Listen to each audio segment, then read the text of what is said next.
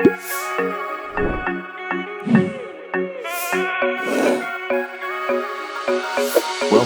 to Breakouts in Outbreaks, the CHI Innovate webinar for 2020. We are starting today with a very interesting session on how COVID-19 has affected multiple industries and sectors across Singapore. I'm with someone now whose career over the years has traversed multiple industries through the military to R&D, education, and now food. Welcome to the interview, Mr. Lim Chuan. Mr. Lim is the chairman for the Singapore Food Agency, and I'd like to actually take you back in time if I can and sort of take you through your career where you've gone through all these various sectors. Can you think of innovations and new ideas that were sparked as a result of challenges or crises just like the one that we're facing now? Right. Innovation has a very specific meaning when we use this in Singapore. So innovation is about creating value in a new way, of course. And it's important to distinguish this from just doing something new, but in fact, no one really value it. So it has to meet some societal needs or demand, very fundamental to how we think about innovation. I'm going to go beyond my own personal experience just to, allow us to connect to Singapore, because I think the best example for Singapore about innovation is actually Singapore itself, because Singapore itself is an innovation. And when you look at the amount of value that Singapore has created ever since independence, just over the last 55 years, we are now one of the highest per capita in the world. If this is not innovation, I don't know what is innovation. But it is not just about the economic side. It is in fact the entire socio-economic model that Singapore has innovated. And this has resulted in this high per capita GDP. But at the same time, this has also resulted in our governance and policy being studied. And in fact, many of them have adapted it in their own country. At the same time, we have in the process created institutions that are some of the most credible and capable. And of course, these are reflected in our public housing, our water, transportation, and very importantly in today's context, our healthcare sector as well. So we also have to ask, what is really driving this whole notion of Singapore as an innovation? So that was why I started with the definition. It has to meet some very fundamental need.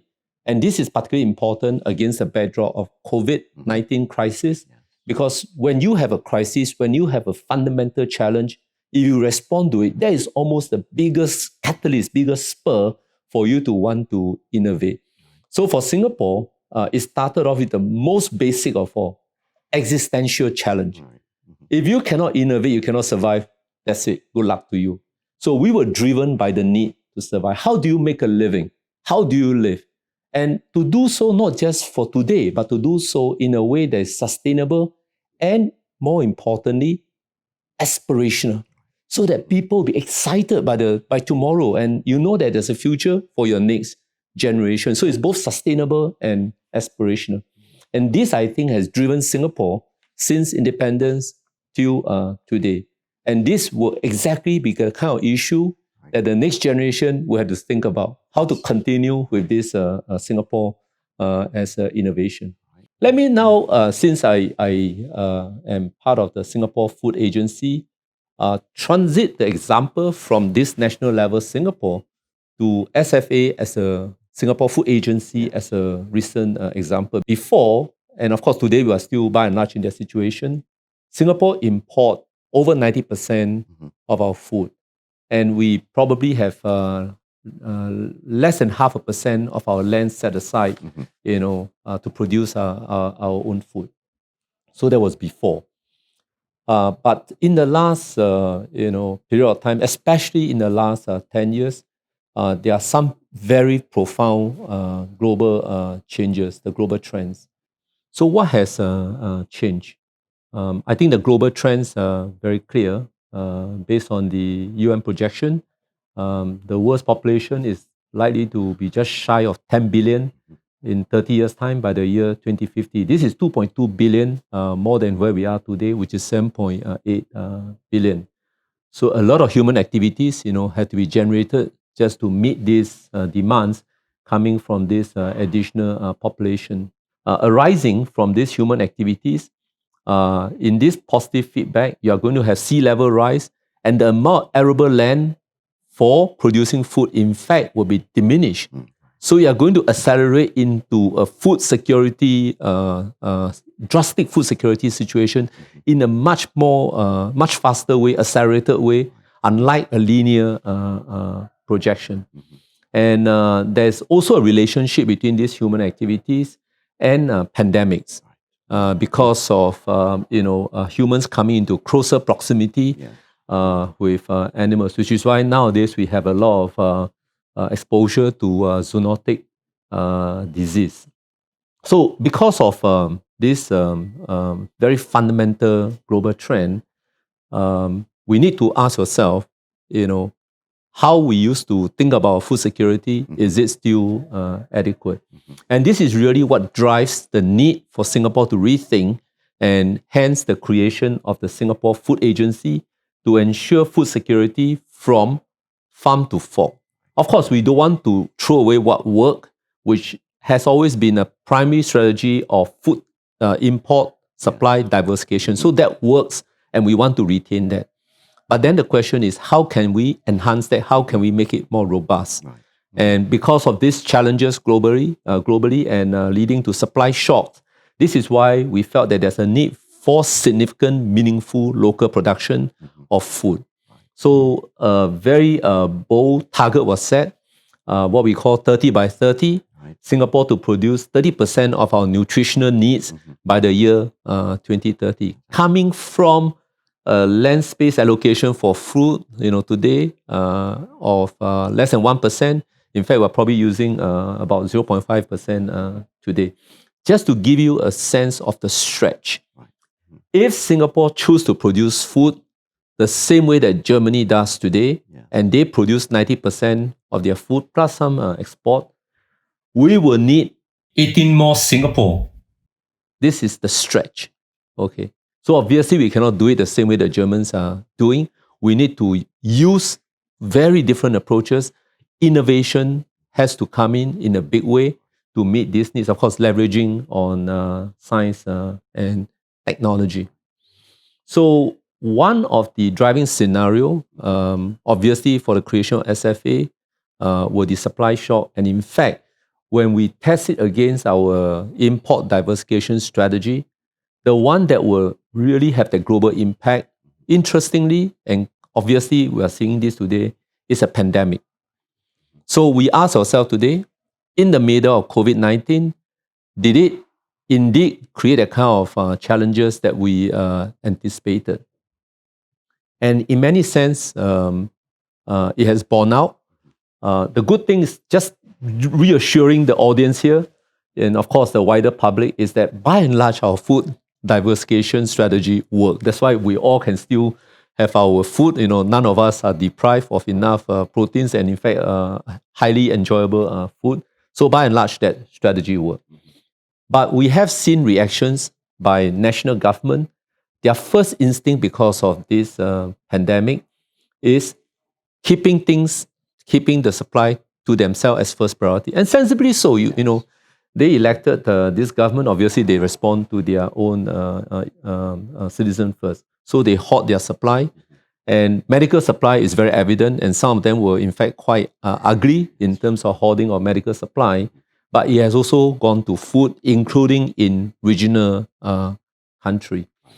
Even for countries that have abundance of food, there was a supply, momentary sort of disruption, simply because the whole supply chain, the logistic part of it, were disrupted. Ships were not exactly sailing the way they were. Aircraft used to, transport between flying passengers and the underbelly for cargo. Now you only have the underbelly, the passengers, disappeared. So all these were other challenges to the supply chain.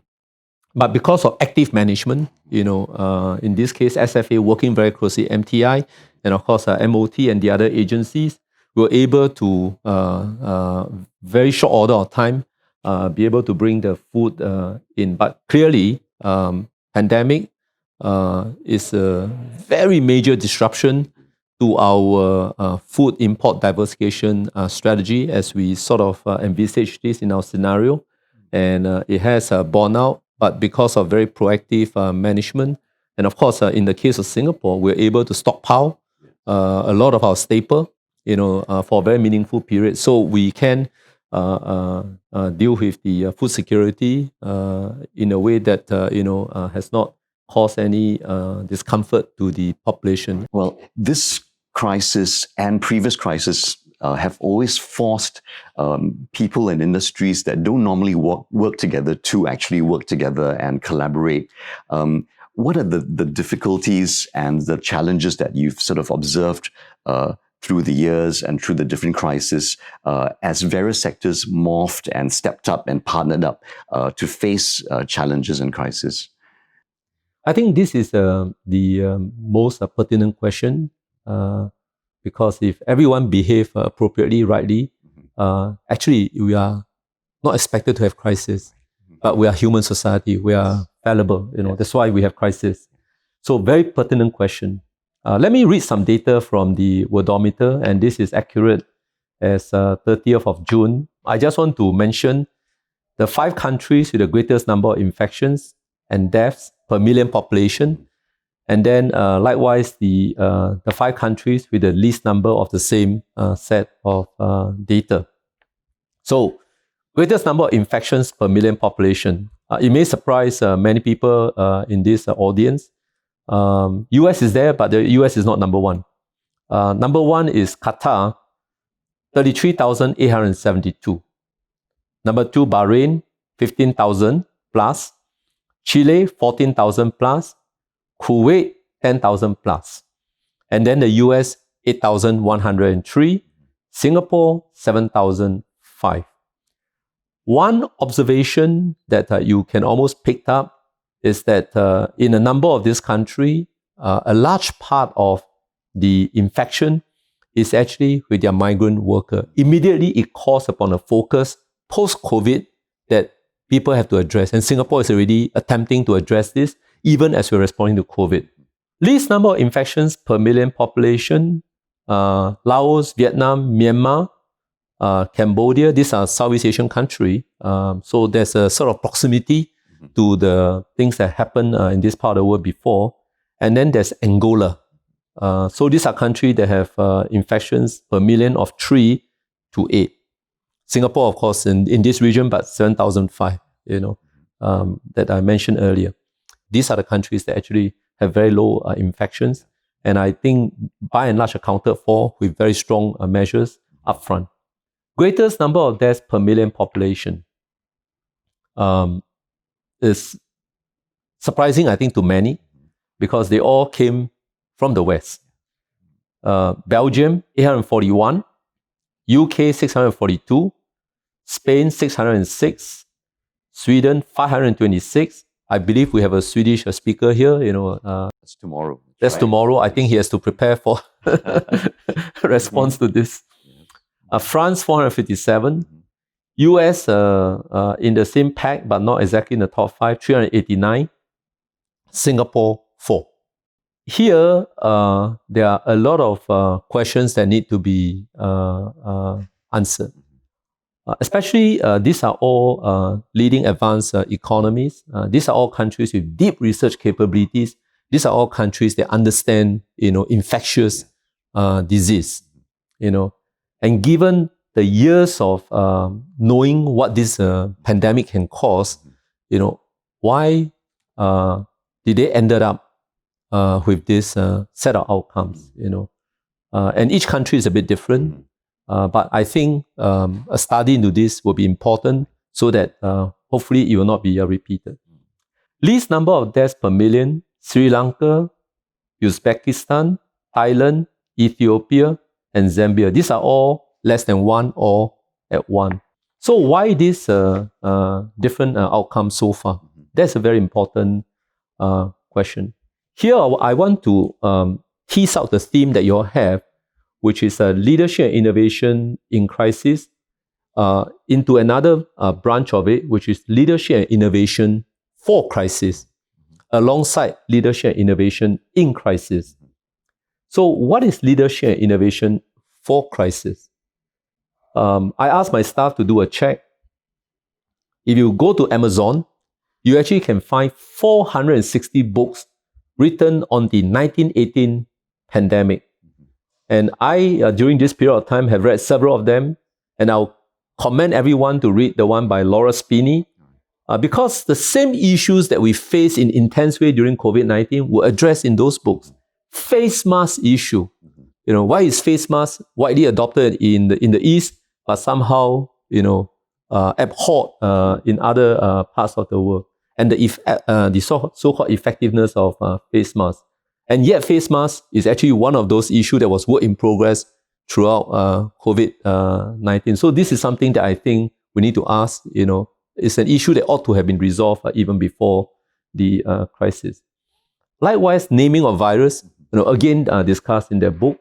And, we saw this episode playing out during this crisis. So there are 460 books. There's no shortage of knowledge for people to learn from. And also, according to WHO, following the 1918 pandemic, there were 4 more that were classified that way. Here, I'm using WHO definition. Pandemic is the worldwide spread of a new disease. So we have the 1957 Asian flu, 11 years later, 1968, the Hong Kong flu, and then 2003, SARS, and of course 2009, swine flu.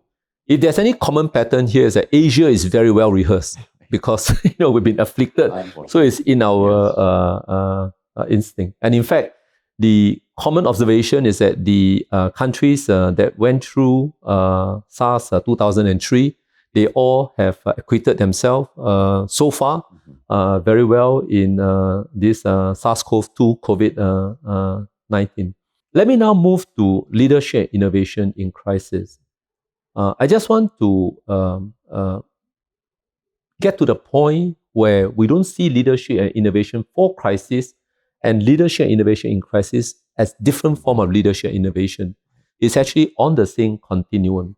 But there are obviously big urgency, contextual difference. The accentuated urgency because people are dying, and you've got to be doing something and something fast and intelligent, and you've got to be seen to be doing it, with that great sense of urgency. So there's that accentuated urgency because people are dying around you. And then, unfortunately, you'll be operating in an environment where there's so much uncertainty because you don't exactly know what this virus is. And you don't exactly know the disease biology. So the only sensible thing is to fully leverage on what you have built up before. And the most crucial part is actually not the capabilities per se, but the confidence and trust that you have with the people. Because, there will be gaps and you want them to trust you and have confidence in your solutions and be patient, in allowing the right solutions to emerge. So this is really the most critical thing, confidence and trust. And this applies to all sectors, all industry, not just for the political side. And therefore, for the leaders, there's this single-minded focus by whoever that's running this whole effort to sustain this trust and confidence. At any point, when you are seen as lying, when you are seen as not speaking to evidence and authentic science, you lose credibility, and no one will believe in what you say. Worst, you actually can cause a lot of deaths. The big challenge in responding to the crisis is how to stay open, to allow for your own mindset to be challenged and be prepared to change your paradigm. I think if you were to do a study later on the face mask issue, you'll find that at some point it moved from evidence-based to a mindset, and it took a lot more evidence before people were prepared to change. Leadership, and this one cannot be underscored enough. Where is the leadership presence? especially where it's most uncertain, where it's most dangerous, the people that is really having to face the greatest risk, they get really motivated. Their morale will be sustained when there's leadership presence. And this is a very human element of it. And this is not about innovation. It's just, you need to be there, so that they know that you care. They know that you value what they are doing. They know that, you have their backs and you're going to give them all the support. Right. If you've just joined us, welcome to the first session of CHI Innovate webinar. And I'm talking to Mr. Lim Chuan Po, the chairman for the Singapore Food Agency. Mr. Lim, it's time to get a little bit more personal about your own leadership style and how it's changed over the years as you've moved from industry to industry. There are many people who have always said that a military man cannot or will find difficulty adapting his leadership style to other industries, but you're an example to counter that as well. Maybe you could tell us a little bit about how your style has sort of changed as you've moved from sector to sector over the years. So let me start with something more academic, definition in my own book. I see leadership as the ability to use the authority and resources available to you to influence, and this is the operative word, to influence, not to direct, but to influence a group of people to undertake a task that they otherwise would not spontaneously do. But obviously, if you want to be more effective, there's a need to take into account the cultural context, what you can, under a certain abbreviated way of thinking about this, the lingo, what is their language, or you can use the word culture of the place. So for me, because I have to cross from the Singapore Armed Forces to the Ministry of Education, and then running A-Star, which is a community of very top and eminent scientists and researchers, 5,000 of them. And of course, now with the Singapore Food Agency, there are obviously very significant cultural differences arising from the nature of the organization. The SCF, of course, is command and control, mission-oriented.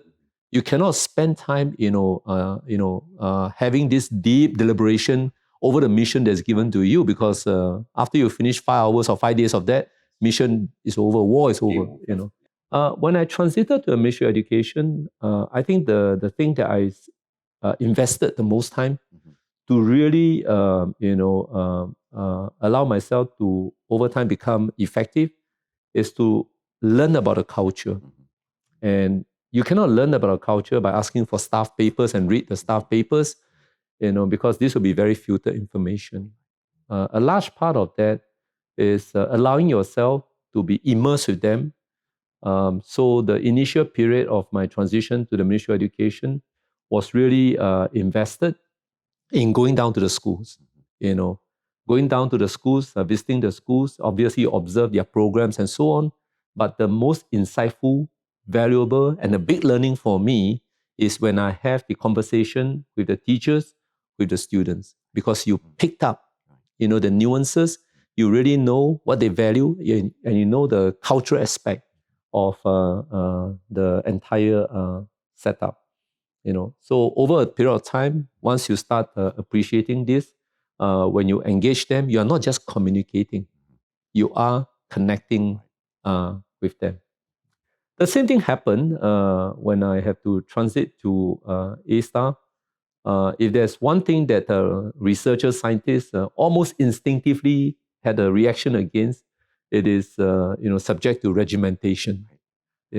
So I still remember a very senior person in our system, firstly asking me to chair A-Star, at the same time saying that I don't think the fact that you have a military background will be welcome. So that was a very warm welcome. Yes. But precisely because you are aware of this, you invest a lot of time to really understand, what connects, what resonates with the scientists. And I knew that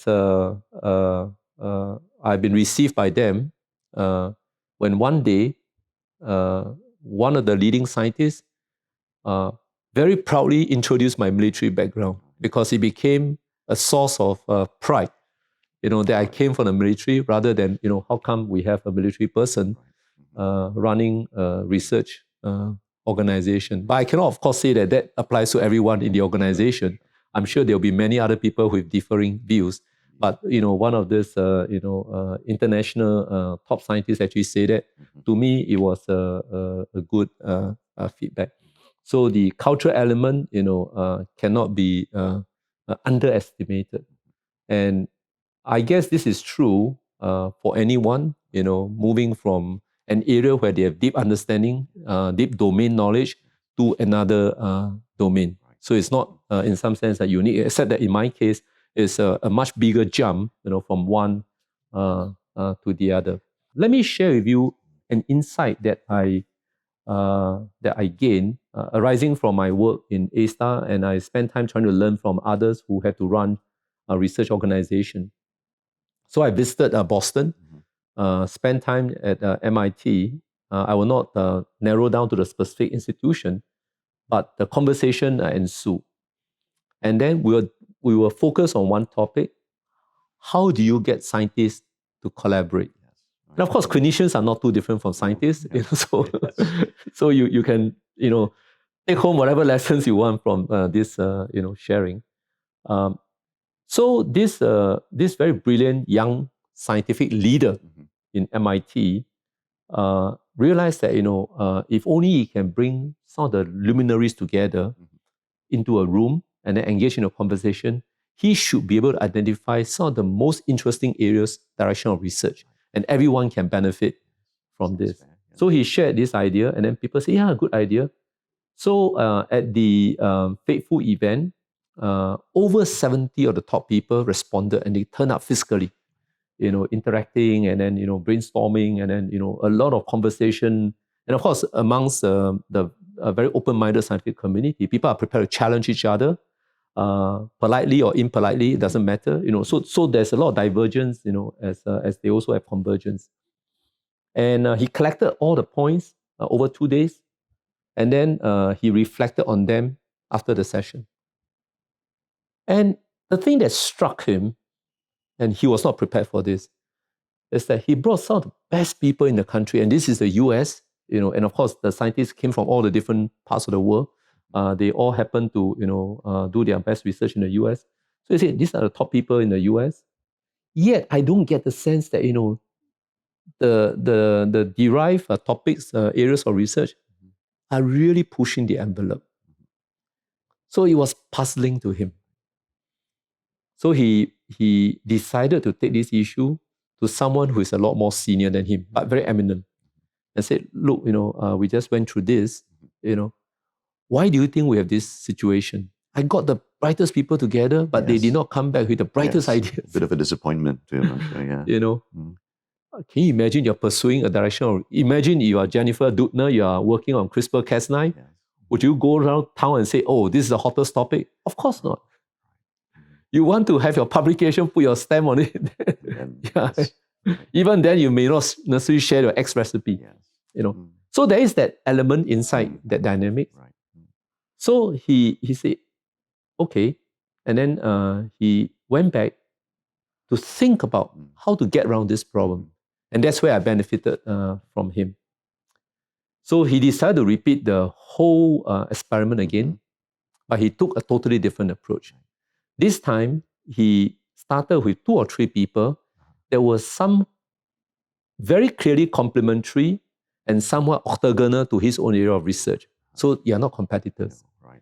And discuss with them, how they want to do this to get their commitment to do it. So they became the nucleus, and this nucleate others that they think can contribute in a way that will be constructive and will bring the whole endeavor forward. So using this process, very careful ink blot, by the time he did the second event, they got fantastic ideas. Now, I think all of us have reached that stage in this particular pandemic where we're perhaps starting to see the light at the end of the tunnel, hopefully, and many people are now starting to look ahead and wonder what that new norm is going to be. And I'd like to ask you at this point in time, what are your thoughts for how leaders of industry, leaders of innovation should start to think about to position themselves and their organizations for this new future? But let me first contextualize pandemic.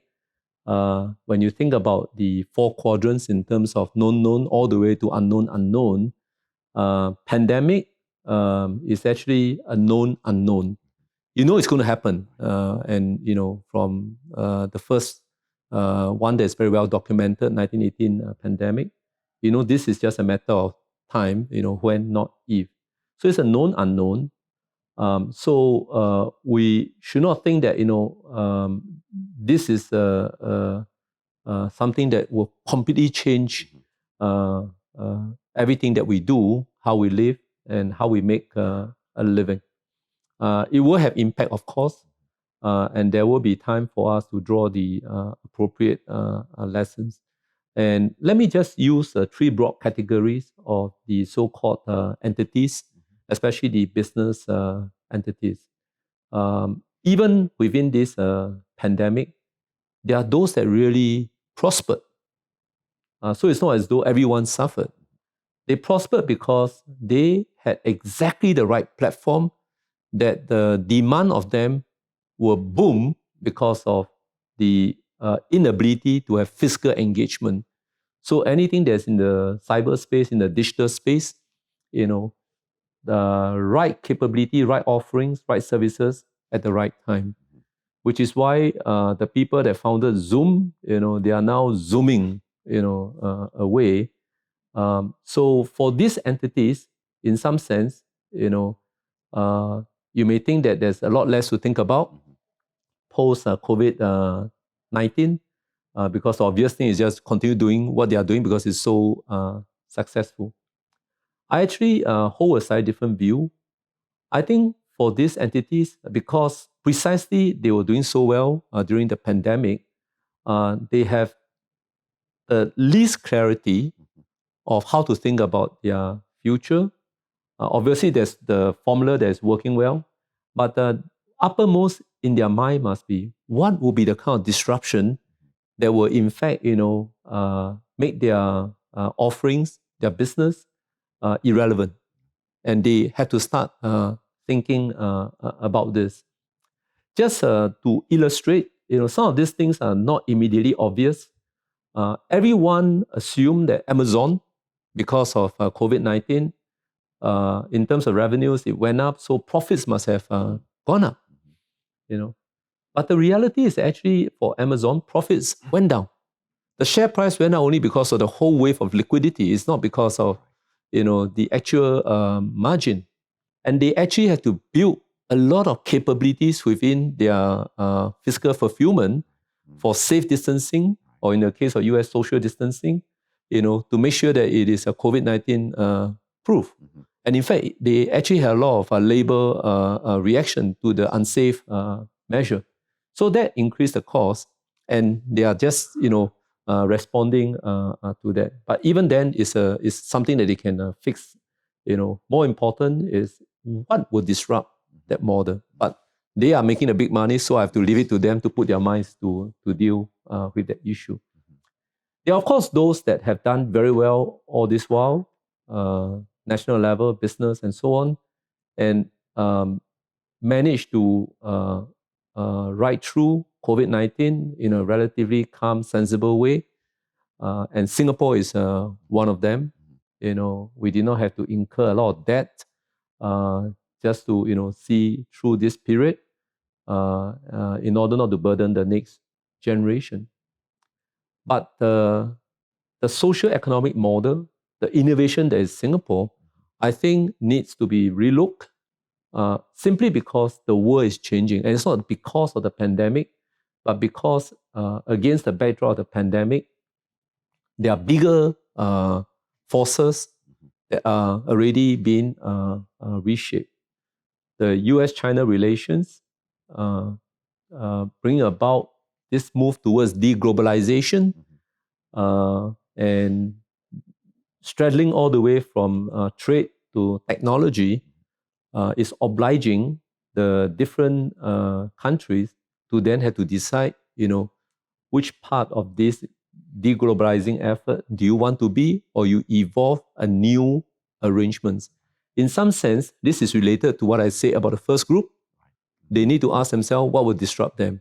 Deglobalization is disruptive to the Singapore success story. We have always prospered because we are connected and because we are very, very effective and efficient in doing this connection. That's why we have this relevant value and place in the global community. But if the world goes deglobalized, so how do we find that new position? So there's a lot of thinking to be done, and this will have very profound impact in our social economic model. And this will apply to a number of others that somehow manage to get through this period, but need to ask themselves, can this continue the same way as it was before, or it has to be done differently? Another dimension that's already coming out is investing and building business that are more ESG compliant. This is in terms of environment, in terms of social, in terms of governance. Obviously a lot of regard given to the climate change challenge. And a lot of these are now turning into substantive action. And this also applies to country. So there's a lot of these matters that we need to think about. They're related, but not driven just because of the pandemic. Then, of course, there are those that are really struggling. They have hard choices to make. Do they remain where they are, or they fundamentally move into new areas or reinvent their business model? But very profound, not just because of the pandemic, but never waste a good crisis. Make use of the urgency, the impetus arising from this, to do the right thing, towards the later part of the crisis, and then certainly, as everyone emerged from this COVID-19. And I just want to say that one area that the leadership, especially beyond the healthcare professional and the research community, have to pay attention to is, what enables Singapore to respond to the COVID-19, with the app, with the test kit, with the vaccine, with the therapy, with the very effective care and treatment for the patients. It's because we have invested in this capability. So that investment have to continue, taking into account, of course, other priorities. Right. Okay, thank you very much, Mr. Lim. You've brought us through your very, very broad and deep career, and you've given us a lot of your personal leadership perspectives and insights as well. It's been fantastic. Thank you very much for joining this webinar. Thank you. So thank you very much for having me. You are doing a great job. Singapore is able to, be where we are right now in this crisis. Very, very low mortality and very heartwarming stories of patients recovering. Is because of everyone, in this virtually present audience, and of course many more in the other healthcare clusters. So I salute all of you for your effort. Thank you very much, and stay safe. Don't go away. Coming up next, healthcare meets F&B, transport, tourism, and aviation. What innovations in those industries can we learn from? And perhaps can healthcare teach the other industries something about how we've been handling COVID-19? So join Dr. Chuan as he meets the industry leaders from those sectors in the next panel.